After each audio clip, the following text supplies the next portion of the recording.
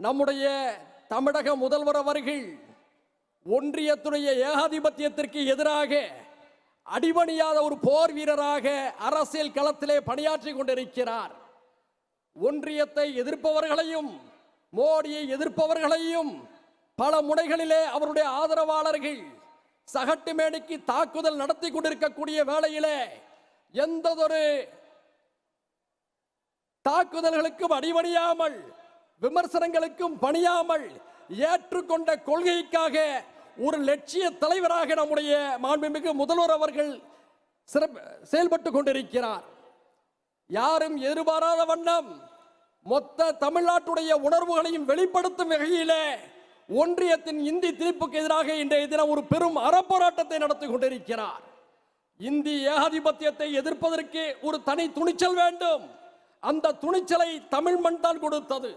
அந்த தமிழ் மண்ணிலே தலைவர்கள் முன்னெடுத்த அந்த எழுச்சியை, மக்கள் புரட்சியை, இந்தி திணிப்புக்கு எதிரான போர்க்குணத்தை இன்றைய தினம் முதலமைச்சராக இருந்து மாண்புமிகு முதலமைச்சர் தளபதி அவர்கள் வெளிப்படுத்திக் கொண்டிருக்கிறார். ஒன்றியம் இந்தியாவுடைய கூட்டாட்சி தத்துவத்தை சிதைத்துக் கொண்டிருக்கக்கூடிய ஒரு காலகட்டத்தில் மக்கள் தொகை அடிப்படையிலே நாடாளுமன்ற தொகுதிகள் வரையறுக்கப்படும் என்ற அவர்களுடைய சூழ்ச்சிக்கு எதிராக முதல் போர்க்குரலை தொடுத்தவர் நம்முடைய முதல்வர் மாண்புமிகு தளபதி அவர்கள். அவர்கள் தன்னுடைய போர்க்குரலை வெளிப்படுத்திய பிறகுதான் தென்னிந்தியாவின் பிற மாநிலங்களைச் சேர்ந்த முதல்வர்களும் தலைவர்களும் அந்த குரலுக்கு ஆதரவாக இப்பொழுது அணிதிரண்டிருக்கிறார்கள். இந்தியாவின் கூட்டாட்சி தத்துவத்திற்கு, பன்முக கலாச்சாரத்திற்கு, சமூக நல்லிணக்கத்திற்கு ஊறு நெருகின்ற பொழுதெல்லாம் முதல் போர் குரலாக நம்முடைய தளபதி அவருடைய குரல் தான் வெளிப்பட்டு கொண்டிருக்கிறது. இன்றைய தினம் இந்திய அரசியலுடைய ஒரு சூப்பர் ஸ்டாராக அவர்தான் இருக்கிறார் என்பதை யாரும் மறுக்க முடியாது. ஜனநாயகத்தை குட்டிச்சுவராக்கி சர்வாதிகாரத்தை திணிக்க முயலும் மோடி ஒன்றிய அரசுக்கு எதிராக ஜனநாயகத்தை பாதுகாக்கக்கூடிய ஒரு ஜனநாயக காவலராக நம்முடைய முதலமைச்சர் அவர்கள் செயல்பட்டு கொண்டிருக்கிறார். இந்த நேரத்தில் ஒட்டுமொத்த தமிழினமும் அவருக்கு பின்னாலே அணி திரண்டு கொண்டிருக்கிறது என்பதுதான் உண்மை. மாற்று கருத்து கொண்டவர்களும் அவர் எடுத்து வைக்கக்கூடிய சுயாட்சி தத்துவத்துக்கு ஆதரவான கருத்துக்களை நிராகரிக்கவில்லை, வழிமொழிகிறார்கள், வாழ்த்துகிறார்கள். இதுதான் அவருடைய அரசியலுடைய அடுத்த கட்ட எழுச்சியாக இருக்கிறது.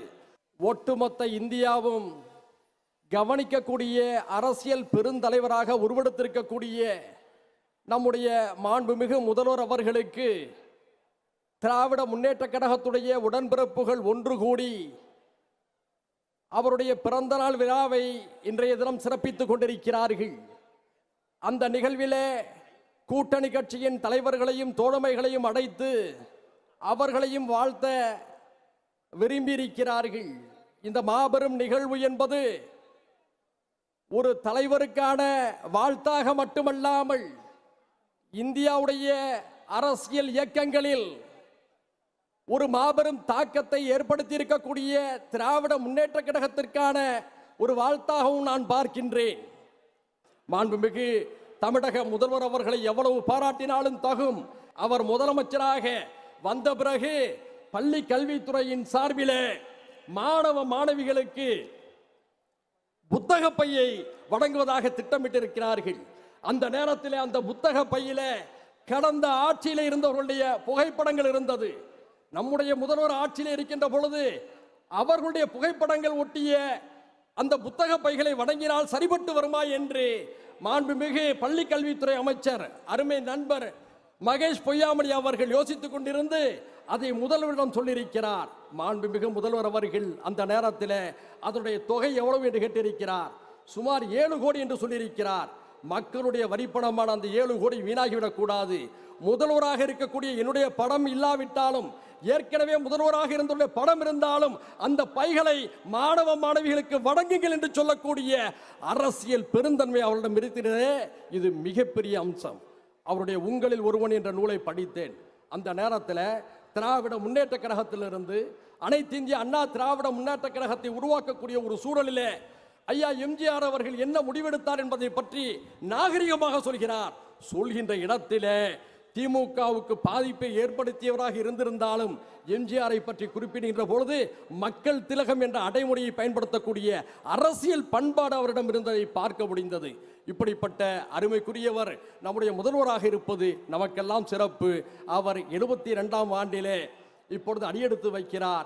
விரைவிலே பவள விழா காண வேண்டும், நூற்றாண்டு விழா காண வேண்டும் என்று எங்களுடைய மனிதநேய ஜனநாயக கட்சியின் சார்பிலே வாழ்த்தி விடைபெறுகிறேன். நன்றி. ஒரு ஆளு மேல 145 கட்சி பெண்கள் பாஜக பெண்கள் கம்ப்ளைண்ட் கொடுத்திருக்காங்க. கேசவ விநாயகம் அந்த ஆளு ஆர்எஸ்எஸ் காரன் ஒருத்தர் மேல 142 பேர் வந்து கம்ப்ளைண்ட் கொடுத்தாங்க. இவங்க பேசுறாங்க பேச்சு. அப்புறம் ஒருத்தன் வந்து பூஜை ரூம்ல உட்காந்துட்டு என்னமோ பண்ணிட்டு இருந்தானே. இந்த கும்பல்லாம் பாலியல் சுரண்டலை பத்தி பேசலாமா? இந்தியா முழுதும் பாலியல் சுரண்டலை பக்காவா பண்ணிட்டு இருக்கிற கேடுகட்ட ஒரு கட்சி இந்த கும்பல்.